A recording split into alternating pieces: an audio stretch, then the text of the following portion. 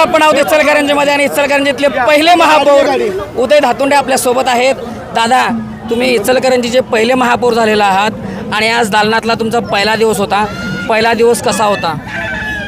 अतिशय चांगला झाला. विरोधकांनी एक सहकार्य केले आपल्याला की ही इलेक्शन मला वाटत होतं की आमच्या 47 जणांची असेल महायुतीची, पण ही इलेक्शन एकतर्फी झाली म्हणण्यापेक्षा आमच्या जे विरोधक होते त्यांनी त्यांचं मन मोठं करून बिनविरोध केली.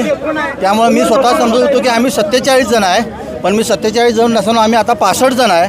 त्यामुळे 65 जणांना सोबत धरून आपल्या इचलकरंजीचा आणि आपल्या शहराचा अतिशय चांगल्या पद्धतीने विकास कसा होईल या पद्धतीने मी माझं भाषण तिथं दिलेलं आहे आणि आम्ही विकास करू 100%. तुम्ही पहिले महापौर आहात सर इचलकरंजीतले.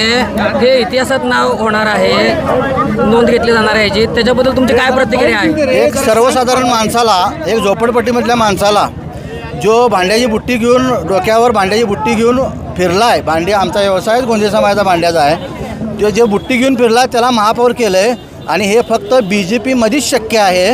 तळागाळातल्या माणसाला BJP पक्षाकडून न्याय मिळतोय आणि ते करून दिलं आहे. एकतरी महापौर तुम्हाला पद मिळालेलं आहे, एकीकडे बघितलं तरी चांगली पण गोष्ट आहे, पण त्याच्याबरोबर तुम्हाला जबाबदारी देखील वाढलेल्या आहेत.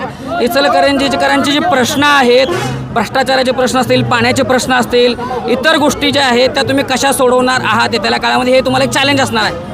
आई आमची नगरसेविका असल्यामुळं मला त्याचा पूर्णपणे अनुभव आहे.